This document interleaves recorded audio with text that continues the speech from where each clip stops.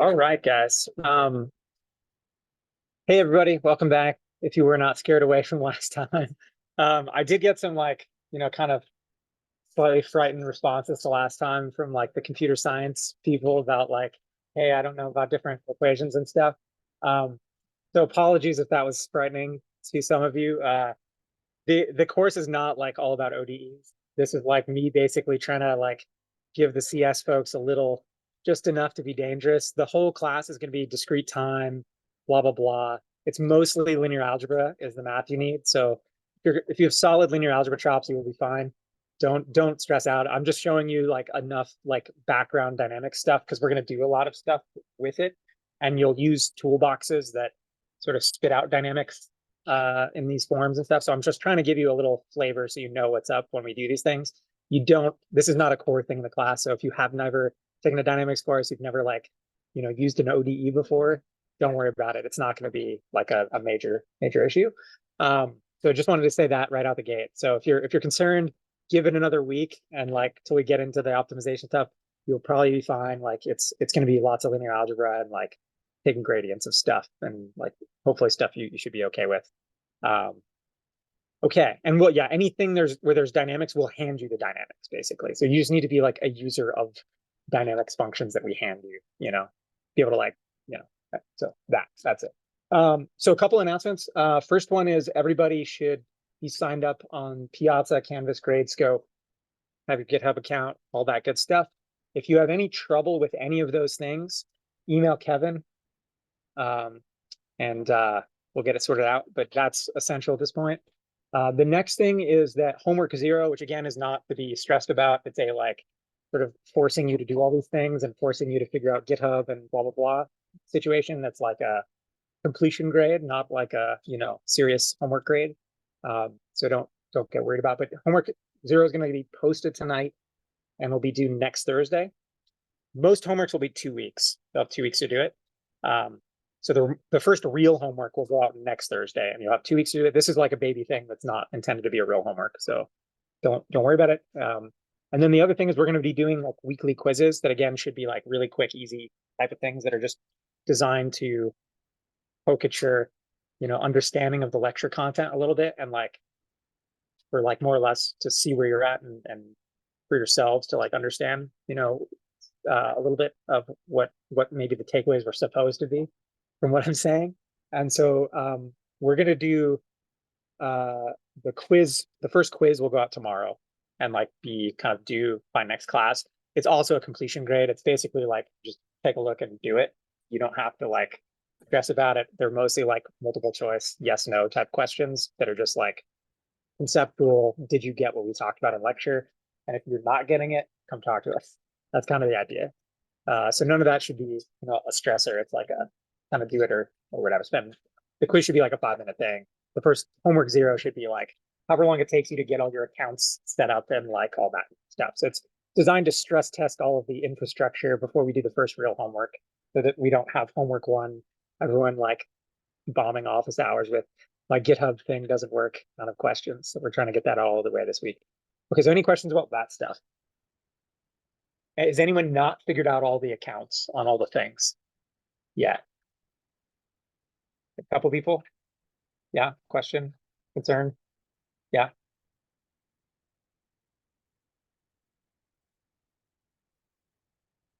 They're going to be like wrapped into the participation grade. They're like kind of in the noise. It's like basically you're supposed to do them. And that like basically the participation grade is an excuse for me to bump all of your letter grades up if you're like in between. So if you do the quizzes, the full participation grade, then I will bump your grade up if you're on the border. That's kind of what it ends up being. Not like gonna really hurt you or whatever. You should do them. If you do them, we will basically put a checkbox next to it if you do it. If you don't, you won't get a checkbox. And then at the end of the semester, if your grade's like borderline, if I go look and you've done all of the quizzes and like whatever, then you'll get a bump. If you didn't, you might not get a bump.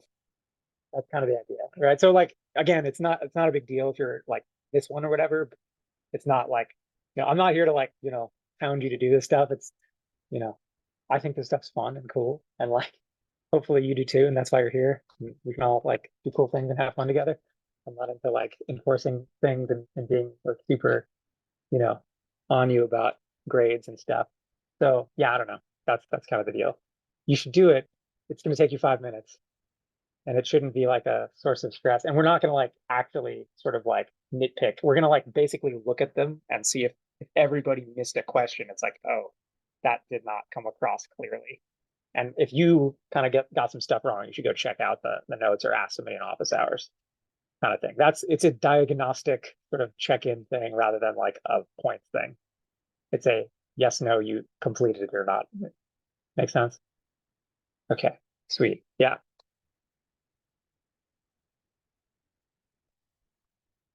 Doesn't matter. Yeah, so we can talk about this. We're going to do a little today. So I'm going to do lots of live coding stuff in the lectures and post the notebooks. So for those who haven't used Julia before, you'll have tons of example code. Just I'll do it in class and post everything with the lecture notes. So that should like help bootstrap you for the homeworks. And if you've used Python or MATLAB, it should be like no issue.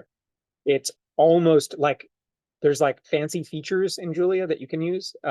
Most of the fancy features are like Python.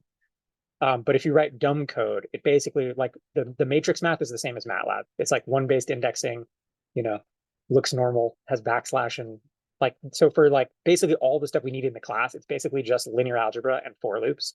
And it should be like no big deal. So if you've ever done matrix math on a computer with any language, it should be fine. We're not going to use any fancy stuff. Like, so if you've programmed in MATLAB or Python, it should be fine. If you program in MATLAB, there'll be like zero adjustment. If you program in Python, you'll have to mentally remap from zero to one base indexing and like, you know,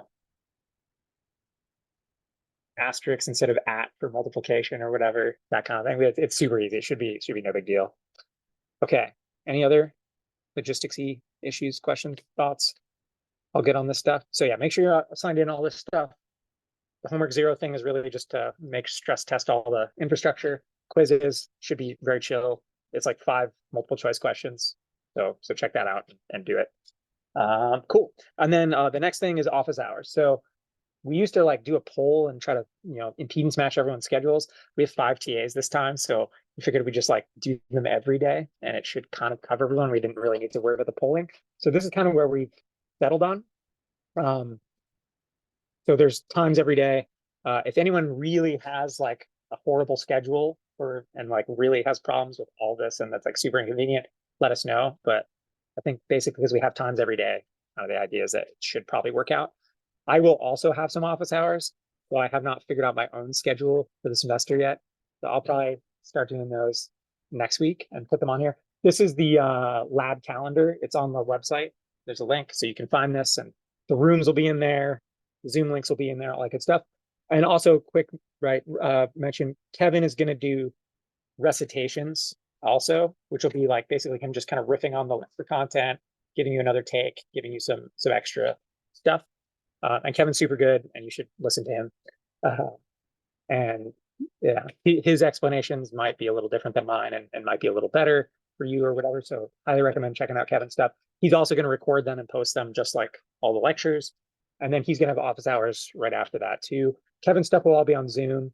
I think there'll be a mix of Zoom and in-person office hours and stuff like that. So we should be able to cover everybody's needs. Trying to make this as nice for everybody as possible.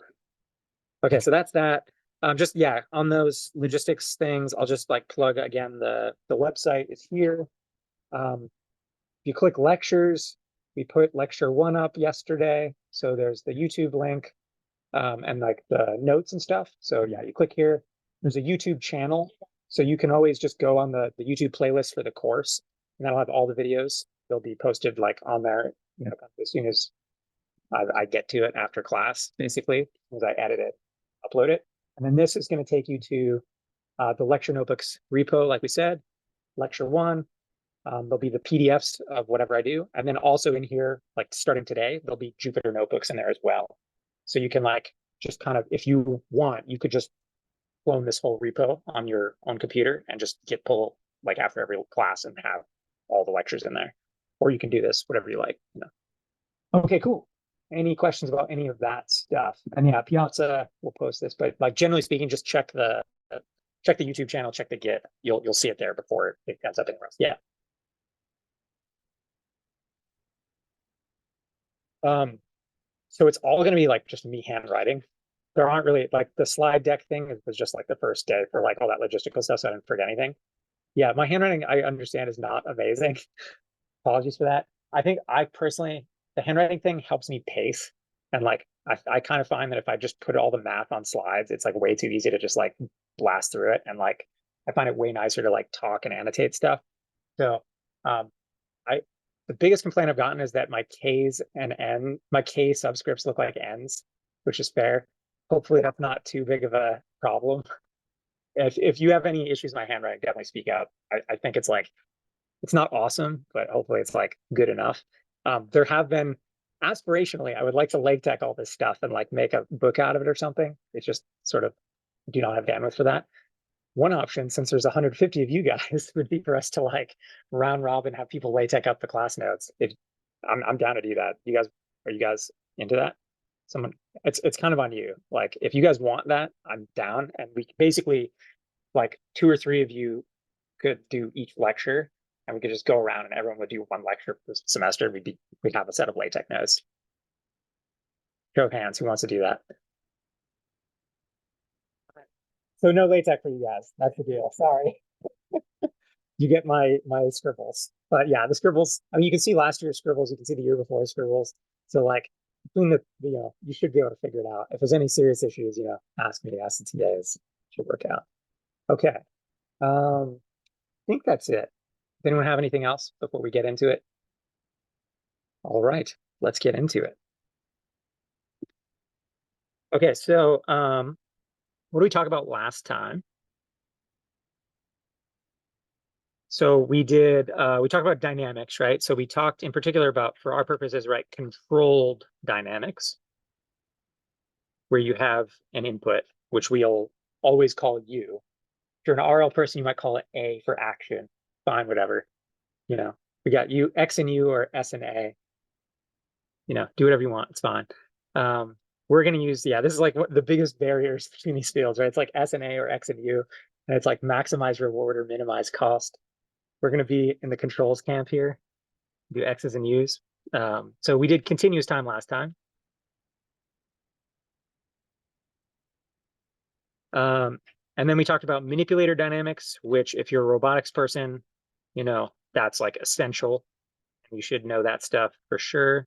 And if you're an RI, you will have been force-fed it through the KDC course. So you've seen this before. But the reason we care is that just that you're gonna have to, like, if you want to use like a quadruped, which there's gonna be homeworks where you're gonna have stuff like that, you don't want to write that by hand or derive those by hand. You want to use a URDF file and like call a library that's gonna spit those things out, and it's gonna spit out MCB. So you got to know kind of what's going on there. So that's why we talk about it.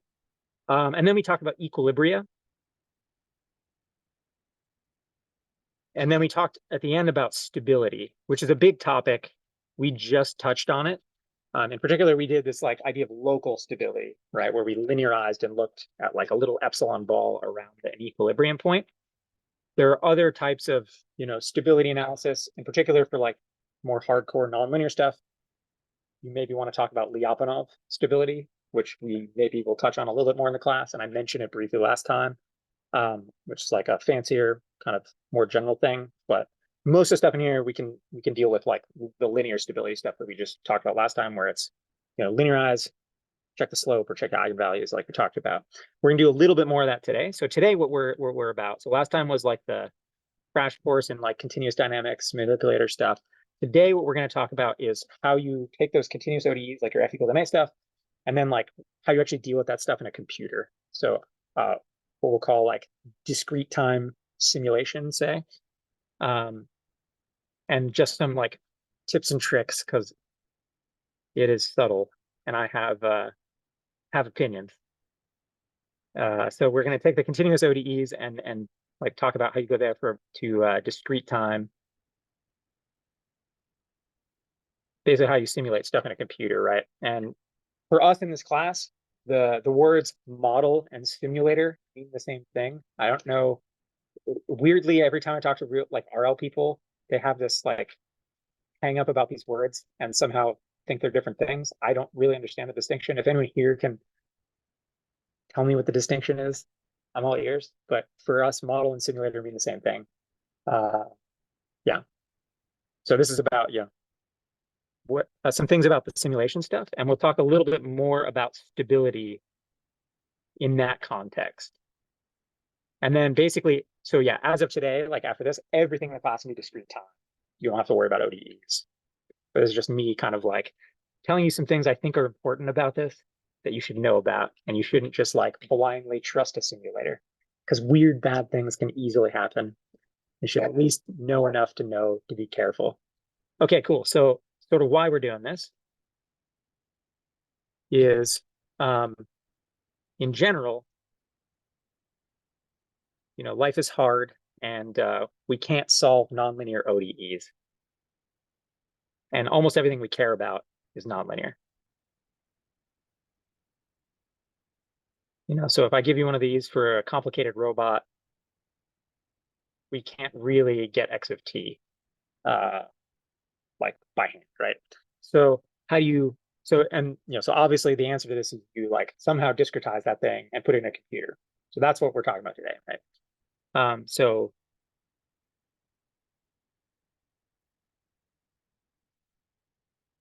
we need to figure out how to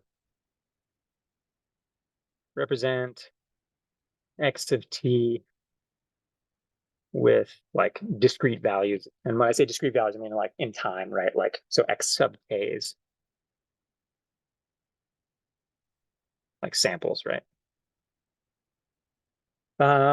And like a last note on this, it's kind of subtle and interesting, is that in some sense, like, so we're going to just totally live in discrete time land in the rest of the class. There's a sense in which discrete time models actually are like more general than continuous time ODEs, like a little funky. And particularly, like what I mean by this is, to have an ODE, there's actually a smoothness assumption there, right? Like it's differential equation. It implicitly means that x of t is differentiable. I already kind of hinted at this last time. There's a ton of applications in robotics where that's not true. In particular, this problem, like legged locomotion, manipulation, where you're making and breaking contact. When you do that, you end up with discontinuous x of t. And really, strictly speaking, you can't really write that down as an ODE, and life gets hard, but you can use a discrete time map to capture that. So that's one of the reasons, we're gonna go all in on discrete time here and sort of, yeah. Okay.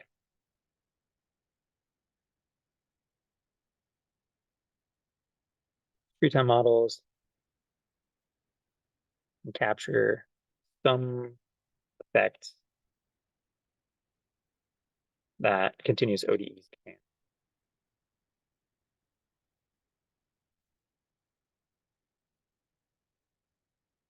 Okay, so that's that.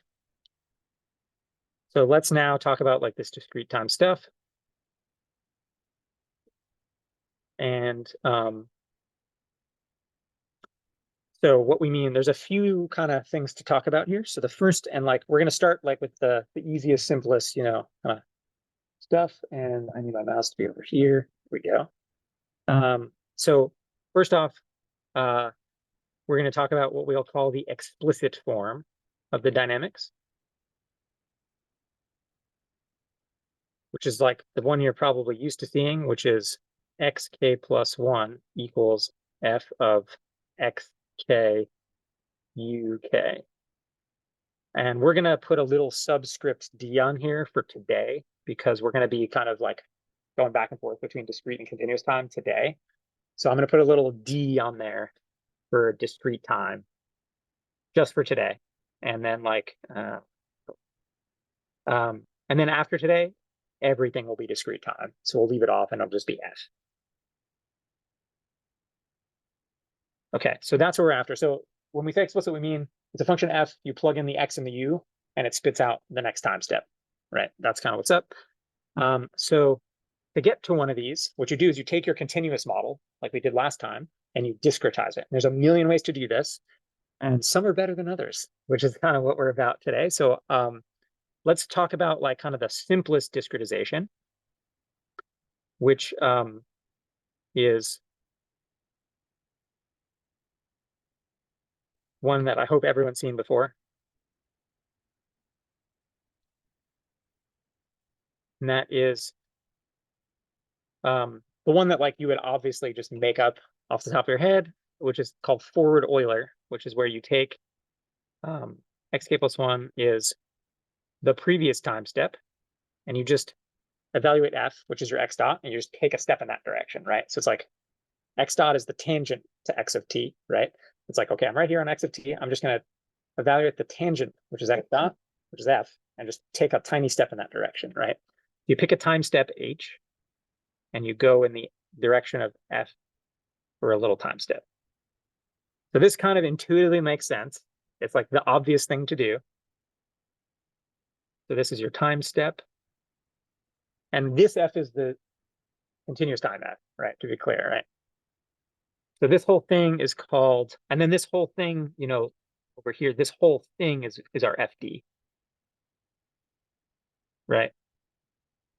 And this is called forward Euler integration. So you'll hear, right, the word integration in this context a lot, which refers to like discretization, right? Taking the ODE and like turning it into a discrete time map is called integration, because you're integrating the differential equation over a time step, right? Okay, so let's do it and see what happens. So here's some Julia code. This would be much nicer if I could go ahead. Okay, so here's some Julia code. This is like the package manager, which is nice in Julia and manages versions for you and stuff, so you don't have dependency hell. It's cool. So when I put this on GitHub, there's going to be a couple of extra files. There's like this thing called a manifest file that goes along with the Jupyter notebook. It actually has like a version list of all the packages in the notebook. And when you run that first line, it'll pull in all the exact package versions. So hopefully, fingers crossed, everything works and you don't have to worry about any of this stuff, which is cool. We're using a handful of packages here, like linear algebra is obvious. We're using PyPlot, which is actually a Julia wrapper around matplotlib. So it's the exact same plotting library used to from Python. And it also has like almost the same API as the MATLAB plotting library. So if you use either of those, it's pretty much the same. So that should be cool. And then we're using forward diff, which is awesome. It's automatic differentiation. It's built into Julia. So we don't have to handwrite Jacobians. Winning. But that's what we're going to use for this stuff. Here's the pendulum dynamics we did last time. If you like look carefully at that and think for a second, you'll notice I like there's no m's in there. The reason is the m's actually cancel out in those equations if you don't have any controls. So that's, I don't know, fun fact if you care. But yeah, hopefully people have seen pendulums before, right? So that's the pendulum ODE from last time. It's nonlinear. So in principle, we can't solve it. Turns out the pendulum you can solve in closed form. Did anyone know this? Did anyone know this fun fact? But there is a closed form solution for the nonlinear pendulum. Anyone seen this before? See some head nod. You know what it is? It's weird. It's like very like 19th century arcane nonsense that you probably shouldn't know about unless you're weird like me. It's called they're called Jacobi elliptic functions. They show up in like a random couple of applications. One of them being that they turn out to be the solution to the nonlinear pendulum. Anyway, forget that. So here's our forward Euler. It's exactly what we just wrote down. So we're gonna just like kind of go in a for loop and do, you know, xk plus h times, you know, f is xk plus 1. That's our little function. And now we're going to run this. And I feel bad that I already have the plot up there with the punchline. So I'm going to simulate for like 5 seconds with a, you know, time step of 0.1, so like 10 hertz. And what happened? Thoughts? Yeah, what's up? Yeah, it's like just blowing up. So I should mention, I made an initial condition that was like over here, like 0.1 radians, right? So it should do this. Anyone have any thoughts on what's going on here? Yeah, it does. Yes, for sure. Why?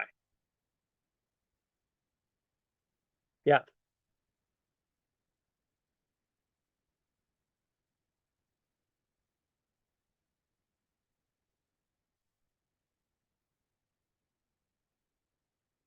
So I mean, absolutely, there's energy gain here for sure, right? Just obviously, but like, yeah, why? Yeah. So yeah, that's all true, but that's not really why. Yeah.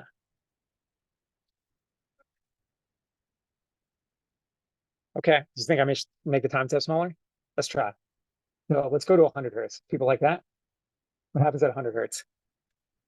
It got better, but it's still kind of blowing up. And if I stretch this out to say like 50 seconds, still bad, right? Okay, so like let's go to 1,000 hertz.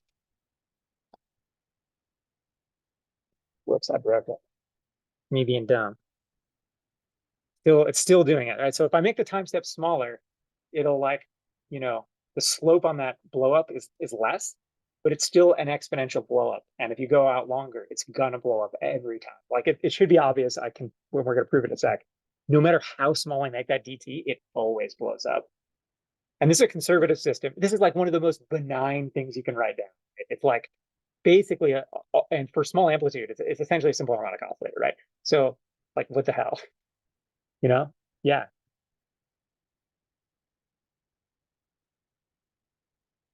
Yeah. You just like gave away the the next thing we're gonna do. So yes, that's what's happening. So let's go do some math and then we'll come back to this. But yeah, so this is fun and interesting. Let's see why. We'll do some God damn it. Okay, better. Okay, so yeah, let's like dig into this a little bit and see what's going on. So obviously this is bad and wrong. We don't like this. So let's just kind of write down real quick. So like pendulum sim. So in there I made like I'm gonna post this. You can play around. That was like L equals M equals 1, and we tried like H equals 0.0.01, 0.001, and basically it blows up in all those situations. It just the only thing it changes is like how the rate of the blow, right? And so now we're going to talk about is sort of like the why there and kind of. So what we're going to look at is stability of discrete time systems.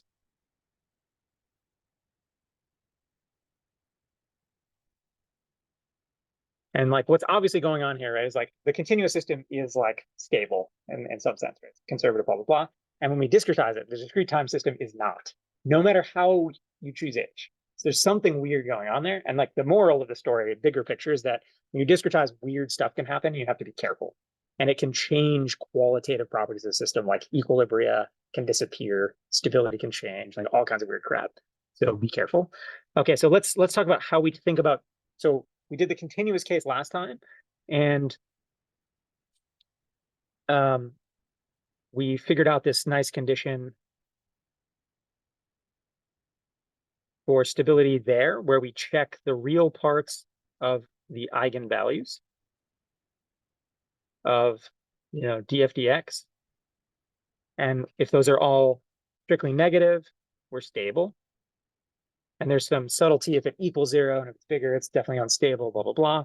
So we're going to come up with the equivalent thing in discrete time, which I'm sure many of you have seen before, but we're going to like kind of give you some intuition for like where it comes from. So in continuous time, if I simulate the dynamics for like n time steps, what I'm doing there is actually function composition. It's an iterated map, right? So like if you think about it, if I chain together, so one time step, I get xk plus 1 is f of x, okay? If I do another time step, it's f of xk plus 1, which is f of x, right? So multiple time steps, it's like doing f of x naught, right, to get to xn. So it's function composition, right? So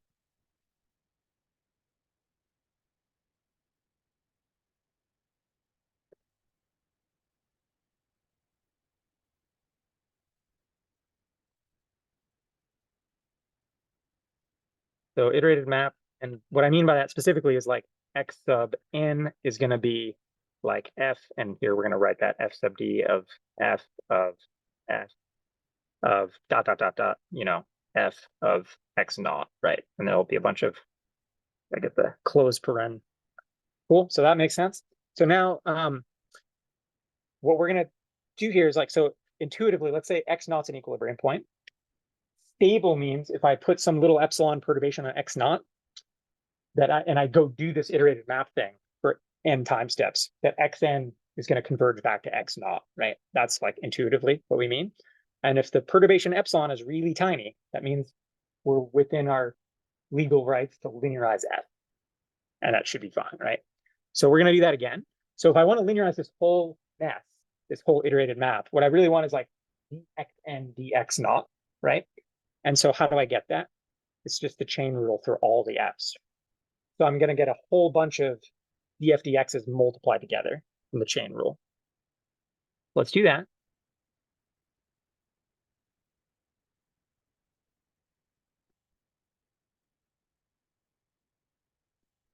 So I got like dxn dx naught is df dx times df dx, blah, blah, blah, blah, blah, df.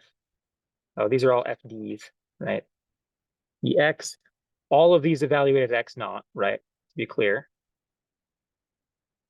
And then this, so what this ends up being is if I call, we call df dx a, right? We talked about that. That's like controls lingo, like that's a, and then b is df du.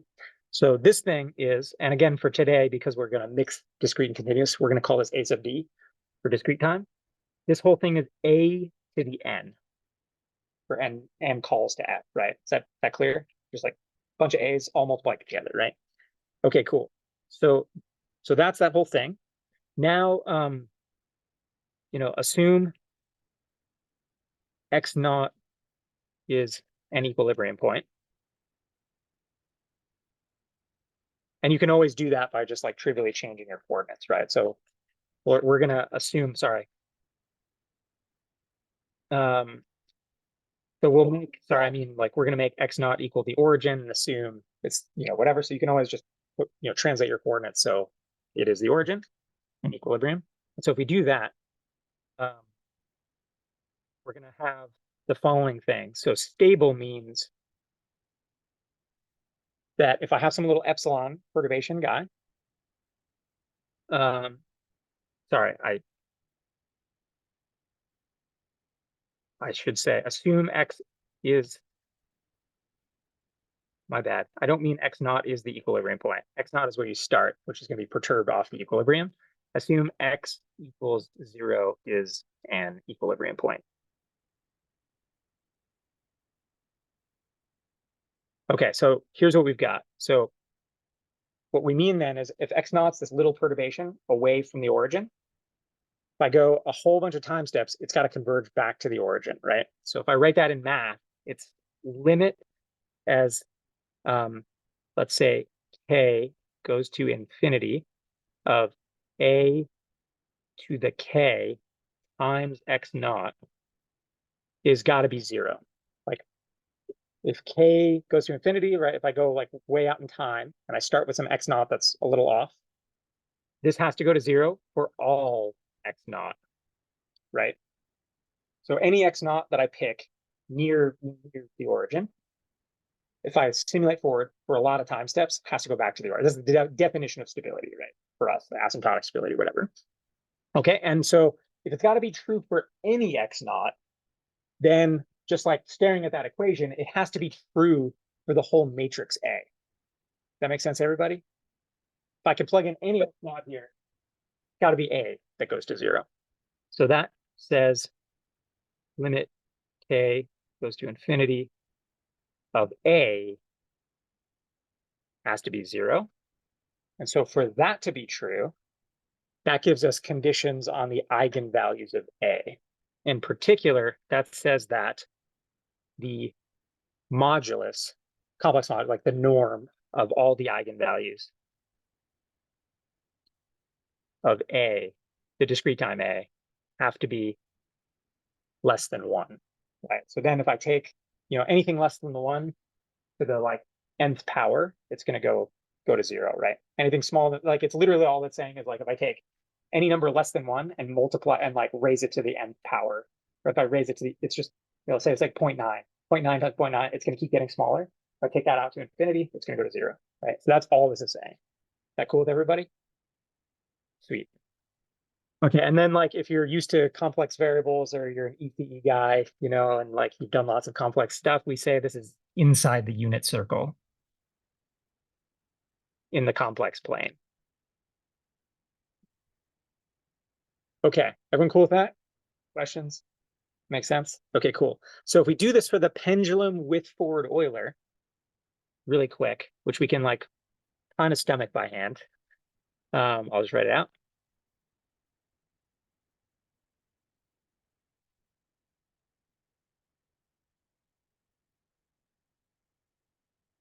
Oh no. It was going so well.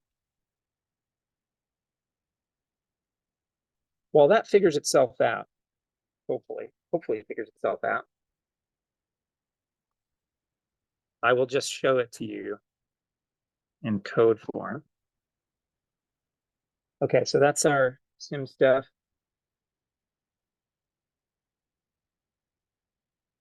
Oh, did reflector crash? No, that's fine. Yeah, sorry guys. Technical difficulties. Need to get some like better joke material or something for when, because it always happens. Will it reconnect? Will it reconnect? Well, it tries to reconnect. Oh yeah, it works. Okay, cool. Yeah, this thing just randomly craps out for no apparent reason. I think the Wi-Fi, if the Wi-Fi like does anything, like glitches at all, it just disconnects the iPad thing. Okay, so I'll write it then. And now I've got the code queued up. So remember, what we're doing here. This is xk plus 1 equals k plus h times the continuous f. And this whole thing is fd.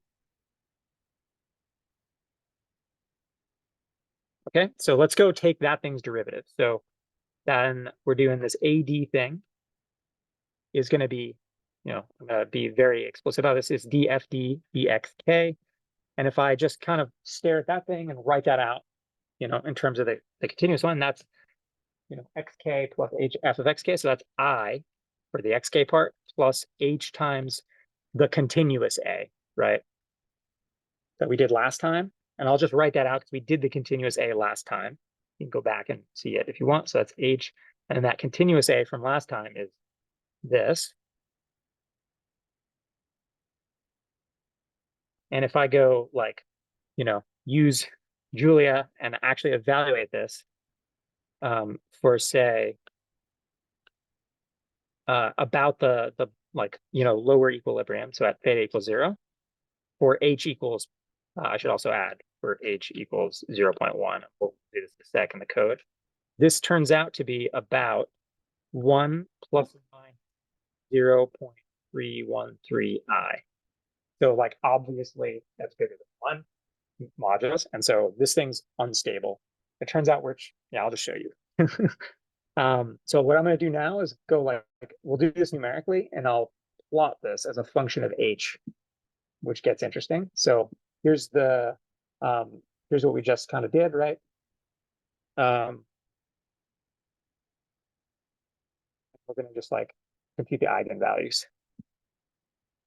So that's at a, so I can show you, okay, so here's, what we just did at 0.1, but even like for 1,000, right? It's going to make that extra piece a little smaller, but it's not going to go away, or it just gets smaller and smaller. And here's me plotting that as a function of h. So you can see for any finite value of h, so for any time step, this is bigger than 1. And it only asymptotically approaches 1, which is the correct answer, as h goes to 0 in the limit. So what this is telling you is that forward Euler integration is never stable. And this is like, for a simple harmonic oscillator. So like the actual generalizable takeaway message is literally any oscillatory system, any like weakly damped or undamped oscillatory system, like you can do this as a simple harmonic oscillator and get the same thing. That's basically what it is when we did this linearization. Is going to be unstable if you use forward Euler integration. It's going to blow up no matter what. And like if you make the time step super tiny, it'll just take longer, but it'll always blow up, which kind of sucks. And is maybe like there's something there that's like not too nice about that. Maybe we don't like that. So so now we're gonna like sort of talk about some other options, right? Where's my mouse? Okay, cool. So we plotted this guy, and the takeaway here is this only becomes marginally stable, like on the inner circle in the limit as h goes to 0. So it's always unstable.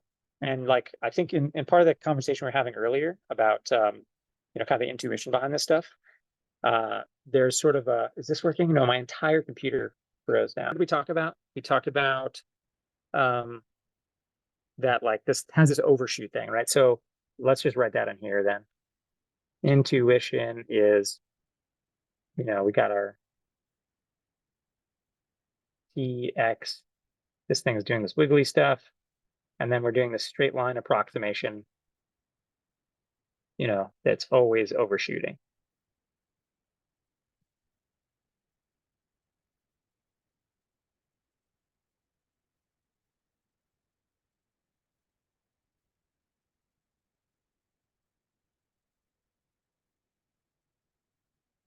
Cool. Okay, so that's kind of the idea that everyone got that. That's kind of cool. So yeah, just like summary takeaway message.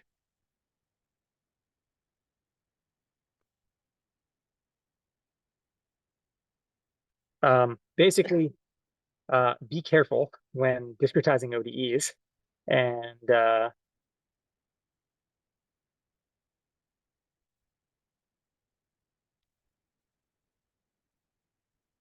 you basically always want to sanity check what's coming out of a simulator, like no matter what. Even if it's like, the real simulators, like, Pybolit, Mujoko, they all do stupid stuff, like in many, many scenarios. So you should always like have a little critical, kind of thinking going on and sanity check things like energy and momentum to make sure that like something completely dumb is not happening.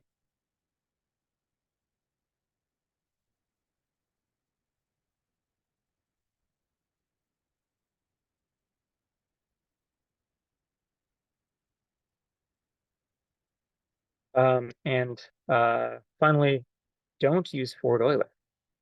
As I would say that is a general statement, because there's way better stuff that's not very much harder to do. Okay, so that's one of the like nuggets from this class. If you are guilty of doing this, don't do it anymore. It's bad for you. Okay, so a better option, better explicit integrator, which again I think probably many of you have seen before, is the classic fourth order Runge-Kutta method. Who's done this before? Most of you, right? Okay, not everybody though. So it's good. It's good for the CS people. So this is called, the Runge-Kutta method. It's called RK4. And I would say this is like roughly the like industry standard. This is like kind of the first thing to use, in any given situation. It works like 90% of the time out of the box without a lot of hassle. So I'm not going to like derive this. It's kind of annoying. But there's some basic, like the basic idea is very simple. So with forward Euler, we're fitting a line segment, right? So we're taking like a straight line step at every point on the curve.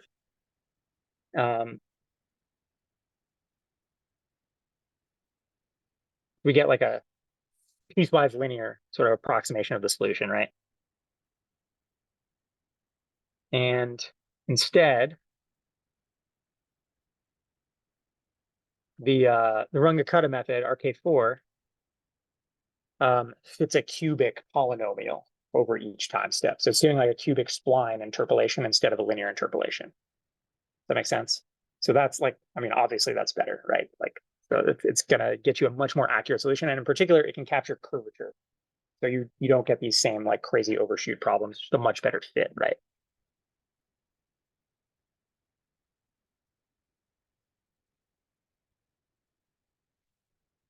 And so yeah, this gets you much better accuracy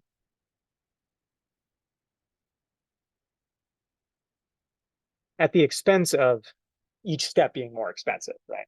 But it turns out it's worth it. It's very worth it. So each step's a little bit more expensive, but the accuracy bump is big enough that it's extremely worth it. So rather than like derive this whole thing, this is like, everywhere. It's on, just go on Wikipedia.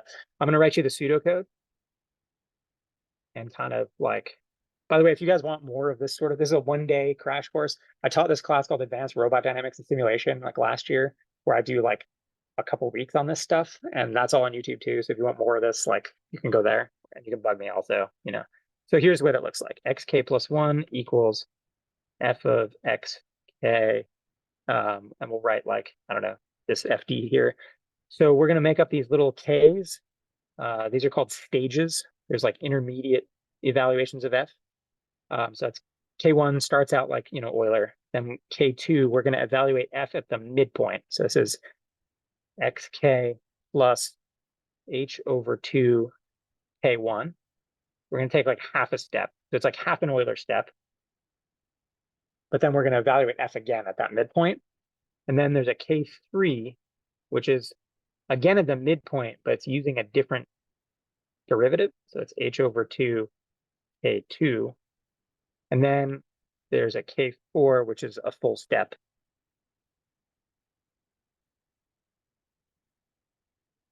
And yeah, like deriving this is actually like, it's not crazy. Basically what you do is you take like the time step and plug a cubic spline in and like, you know, whatever, and figure this out. It's not horrible.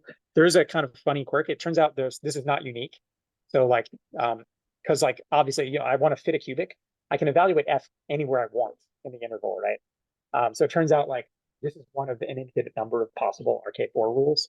I could pick arbitrarily. Turns out I can do them anywhere. And so you can make up any kind of version of this you want. And there's a couple different versions that are kind of standard. So that's where you evaluate f, and then you come up with the next time step by like basically making a weighted average of those guys. So it's xk plus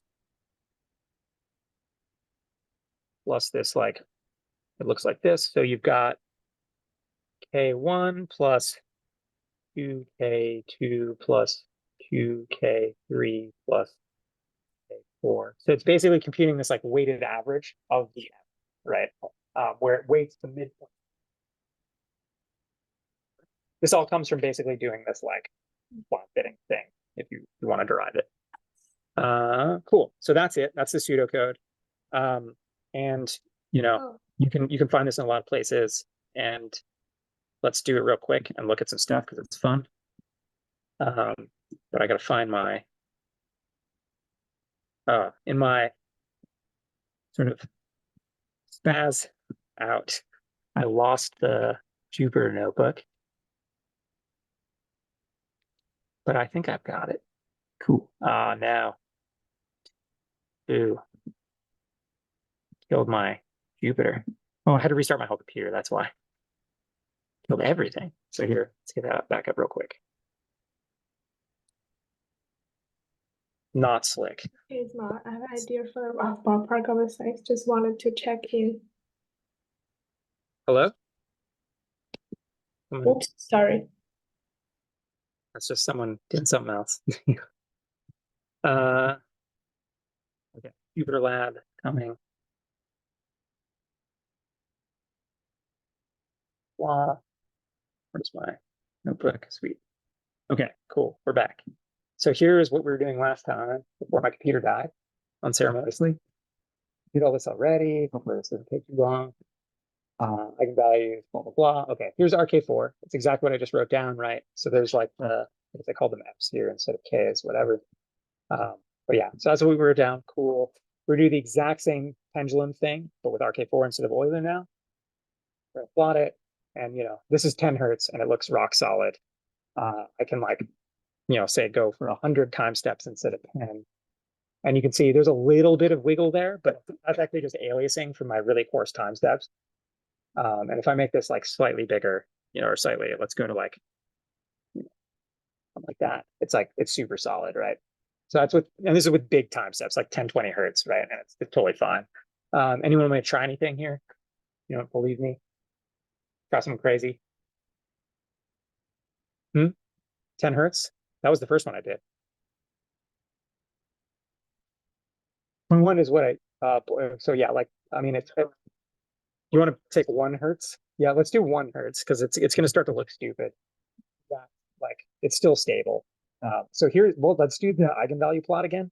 So this is the eigenvalues at 0.1, which is like 10 hertz, that's big time steps. And you can see they're supposed to be 1, right? And they're 1 out to like 5 decimal places, which is really good considering how big the time step is. And then if we make this like crazy eigenvalue plot like we did last time, so this is h here, right? And this is like those eigenvalues. So you can see it's right on 1. And this is like, 5 hertz. That's like really good. And then, it's still pretty good. And then as you see, as I get really big, right, like close to 1 hertz, it starts to drop negative. So that means we actually have artificial damping. So it's going to lose energy. So we can maybe try to get that to happen if you want up here. Let's try. So like, let me make this. I don't know. Actually, it should kind of be happening now. But if I make this like see if that's, yeah. So you can see there's a lot of damping there, obviously, right? It's like damping to nothing. So that's kind of over here. And then interestingly, it sort of bottoms out. And then for really big time steps, it actually gets unstable again and starts to blow up again. So I don't know. But yeah, basically, this is kind of the best you can hope for, right? It's like very well behaved for like relatively large time steps on the system. It's going to be rock solid. Like for all practical applications, you can kind of throw your robot in there, simulate it at 10, 20, 50 hertz, and it's probably going to be fine. Is the general message. Cool. Any other thoughts? Anyone may try something? Yeah. The RK4 coefficients, the weights in there, or yeah, these weights that are like seem kind of random in here, where it's like these guys, those are not empirical. Those are, so the way to derive this is I write down like the time step for that I want, right? So it's like what that is, it's the integral of f from like 0 to h, right? So I write that down, then I plug in a cubic spline into the integral, and I try to basically like find the best fit cubic spline to that thing. Does that make sense? And then I solve for the weights based on that cubic. Right? Yeah.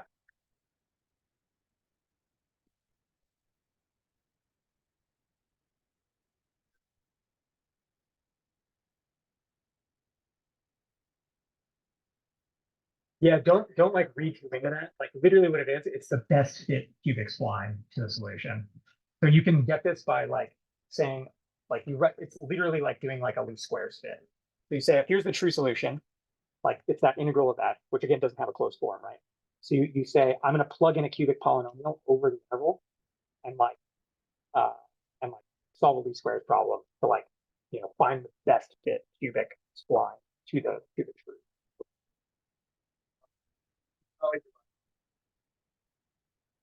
No, it's like a best fit polynomial. It's polynomial regression. Like so, I mean, I'm glossing over. It's not the main topic of class. So I'm not gonna like do it here, but like it's not super tricky to figure this out. Yeah, I mean, there's a few ways to do it. Like that's one way to think about it. Another way to think about it is like literally what you can do is you can take f of t, the solution, and Taylor expand it about xk. And when I say, I mean to like higher order. So in this case, you have to go to fourth order. So if I write a fourth order Taylor expansion of f of t, and then I write down my integrator, my RK4 step, like this with undetermined weights in it, and I Taylor expand that to fourth order. I take those 2 fourth order Taylor expansions and I just match the weights up I match the Taylor coefficients. And that lets me take the coefficients off the true f of t and match them to the ones I get from Taylor expanding. Just read f. So that's like another way to do it. So it's matching Taylor coefficients. It's like polynomial least squares regression. Blah, blah. You can get a bunch of ways, but that's kind of the vibe, right? So it's not hard, but yeah, it's a pain in the ass to do it. It's easy to do it for first and second order methods, actually. So if you're interested in this, go watch my other YouTube lectures. And I do this for like second order. It's easy to do it for second order and see how it works. Fourth order is just a lot of bookkeeping and it's annoying. So I don't recommend it. But you can, like, someone did this in the 1800s, like Runge and Kutta, German dudes did it like something. You can go find their paper and see what they did. But yeah, it's not particularly insightful. It's just like annoying bookkeeping. Okay, cool. So that's that. Okay, so we got like a couple.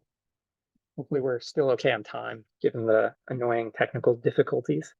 Yeah, a little bit of time left. So let's basically the takeaway from this is that for this guy, so this is literally 4x more compute per time step than Euler, right? I had to call f 4 times, which is the main, kind of cost thing here. It's 4x more expensive, but it turns out the accuracy win here. This is called RK4 because it's fourth order. What that means is as I change the step size, the accuracy increases like the fourth power of the step size. So if I go from h to like h over 2, like if I shrink my step size in half, the accuracy with RK4 goes like to the fourth power. So I get a huge win. I get like an order of magnitude win in accuracy of my solution when I shrink the step size, by like factor of 2. With Euler, at the first order method, that means the accuracy there goes linear step size. So I go from h to h over 2 there, I only get a 2x win. So this gives you like, h to the fourth win. And that's kind of getting at like the accuracy win is huge, and it's way worth it to do the 4x more compute per step, given the extra bump in accuracy. This also, by the way, relates back to that whole smooth thing we talked about at the beginning. This works by explicitly assuming the solution is differentiable up to the fourth power, right? It's RK4, it's fourth order Taylor expansion of x of t, blah, blah, blah. So if I have impacts and my x of t is discontinuous or whatever, none of this works. That was kind of, again, that whole conversation. And like, it's hard and terrible. Yeah.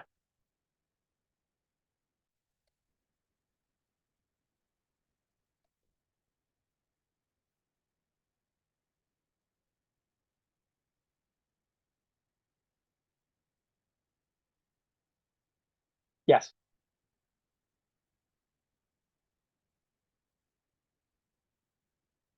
I mean, it's different integrator. The math's all different. A different function. I mean, like, let's talk after. I'm not sure I quite know where you're going with that, but yeah, just bug me after class.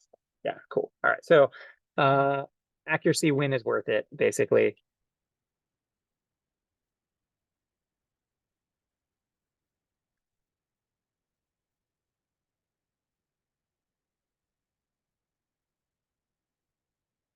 And like, as we saw here, right? So it's pretty rock solid for reasonable time sets, but as you make the time set big, which is also a function of the system. So if you have a really gnarly system, where that blow up happens is kind of hard to predict. But so even like a good integrator can have issues, right? And so you should always sanity check.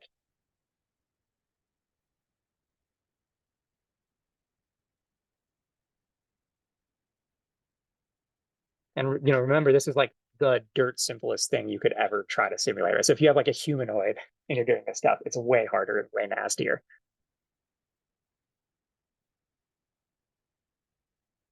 Okay, so yeah, always sanity check.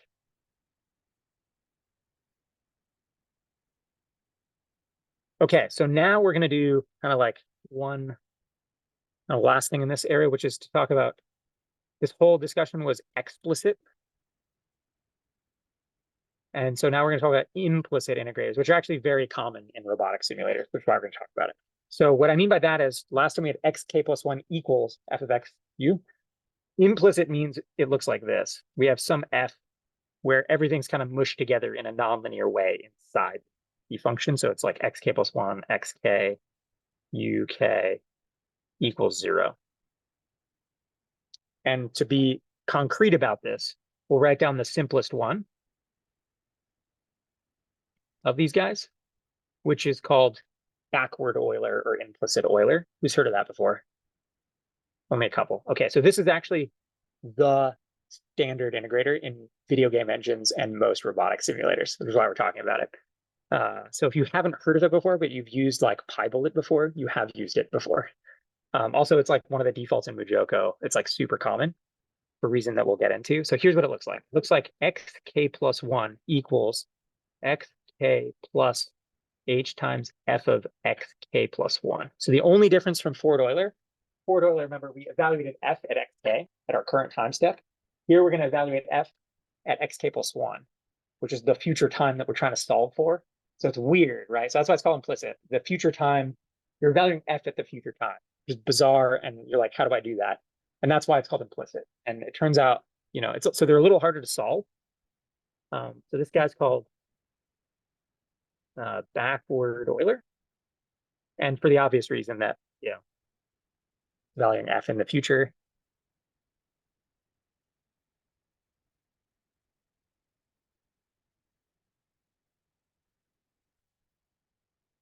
Okay, so then the question is, how do you actually do this?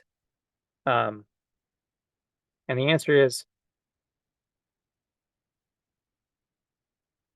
you have to solve a root finding problem. So in practice, what you do is you make a guess for xk plus 1, you plug it in, this thing doesn't equal 0, and then you use like Newton's method or some whatever fixed point iteration, pick your favorite, to iterate that guy until you drive the error to 0 on the right hand side, and then you've got the answer, right? So that's how it works. So let's sort of say you write it as this thing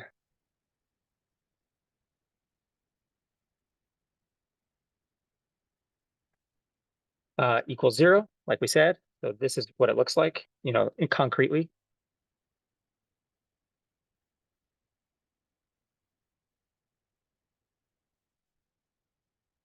Right, that's that implicit equation. You read it as this kind of thing equals 0, and now we have a root finding problem. So we like make a guess at xk plus 1, evaluate, get some error residual here, like keep going until we get it to converge to 0.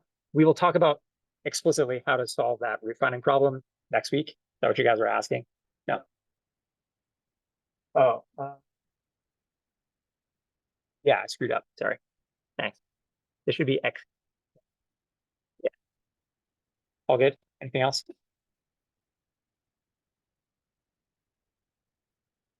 xk plus 1. Oh, yeah, sorry. Inside should be, yeah. Thanks. This should be plus 1 inside. Now I did it right. Yeah, sweet. Okay, thanks. Okay, so yeah, we'll talk explicitly about how to solve this next week, because that's going to get us into the optimization conversation.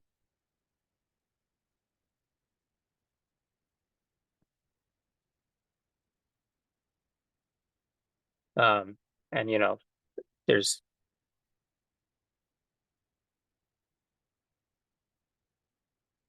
a whole, so don't worry about that. So too much yet. But let's ease it. So we'll do it. So cool.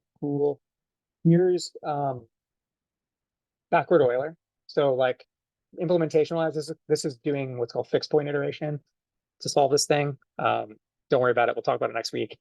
But as a teaser, here's what it looks like. So if I do the same thing as before with like 10 hertz time steps, so the last one, forward Euler, blew up, right? This has almost the exact same, like it has like basically the inverse like mirror image behavior. So rather than blowing up, it like loses energy at like actually the same rate, but like flipped. And it's the intuition is this picture again, but if I evaluate at the future time, it's always going to undershoot the true curve. So it's going to do that over time. Right? And the same story, if I like make the time steps, smaller, it'll do a little better, but like long, it's just delaying the inevitable, right? Okay, so this should give you though some like kind of intuition for why this is so common in game engines and stuff. Yeah. Yes, absolutely. So yeah, basically forward Euler will artificially make stable things unstable. Backward Euler will artificially make an unstable system stable. So yeah, like stability is not necessarily conserved by these things, and really weird stuff can happen. So this is like my kind of, poking at you guys to like warn you about these things. Yeah. Oh yeah. It's just that RK4 is like way better, like dramatically better, right? Orders of magnitude better. So that's your that should be your like default starting move pretty much all the time. Yeah. No, they have the same accuracy. They're both linear in H. They're both first order integrators. They have the same like big O kind of accuracy, but they have qualitatively different energy behavior. So yeah, yeah, exactly. Yeah. But you might prefer one over the other in practice. So the reason this is the default move in video games and stuff is like, if you think about video games and like actually a lot of robotic simulators, I just like, if I want things to like qualitatively look real, like in graphics and games, blowing up is bad. It looks stupid. this is kind of benign, right? So this maybe I have like extra damping in my joints and stuff. So like if I, you know, but more or less like the like energy damping behavior is benign and like looks okay, whereas the blow up behavior looks very wrong and stupid and unphysical. So this behavior is very much preferred in a lot of applications. Because of that stability property, this guy actually lets you take big time steps, which if you're trying to like run a game engine fast, that's advantageous. Being able to take big time steps, run my sim engine faster is nice. So basically the damping behavior is looks better than the blow up behavior, qualitatively nicer, and it lets me take big time steps. So it's very, very common in robotics. So like I mentioned, PyBullet, this is what PyBullet does. Mujoko does this in most cases. Mujoko also has RK4, by the way, and you have options, but this is like one of the defaults. This is like the most standard integration method across like robotics, sims, and game engines. Yeah. Yeah.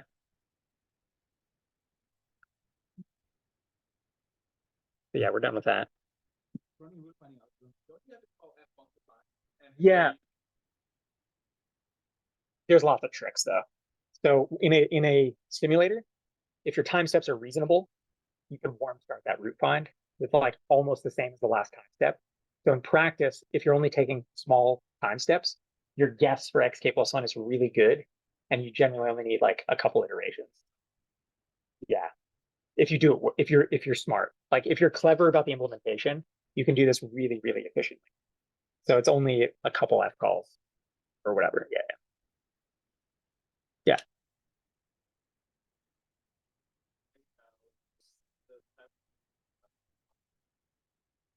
Yeah. You could, but there's actually better ways to do that. Basically, so we're not going to talk about this in here. I taught this whole other class, but we're not teaching this here. Like on this kind of stuff, this like advanced simulation course, where I talk about like there's very, very hardcore, very fancy integration techniques you can use, that like are like have conservation, like preservation properties, like guaranteed, so that you actually can get the exact. You can basically preserve stability properties with a good integrator. There's teaser on the first homework on this. There are integration, and no one brought this up this time, but like an idea that might pop into your head is like, hey, forward Euler has the blow up behavior, backward Euler has this behavior. Can I like squish those together somehow and get those things to cancel out such that I get like exact conservation? And it turns out you can, and that's kind of the hint. So there are second order methods that basically do that, squish those together and get like perfect energy preservation, which is pretty slick. So there are like fancier, better things to do. Okay. Anybody else? All right, cool. Let's like kind of try to wrap it up then. Where is my mouse? God damn it. Really have like messed me up. Okay, so yeah, we did the pendulum sim again.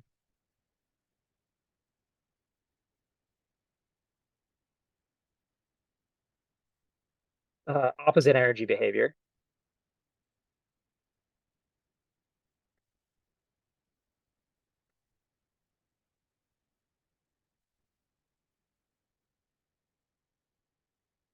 But maybe that's preferable. um,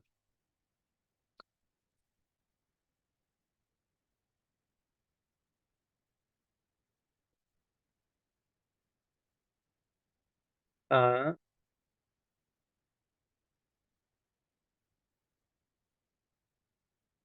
so while unphysical,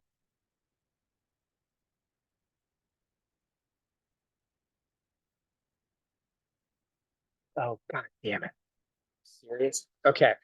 I already said all the stuff out loud. I'm just gonna like deal with this later. So yeah, basically what I said before, like what I was gonna write is like this stuff, it's unphysical, but it's very preferable to blowing up. So a lot of simulators use this, but caveat, right?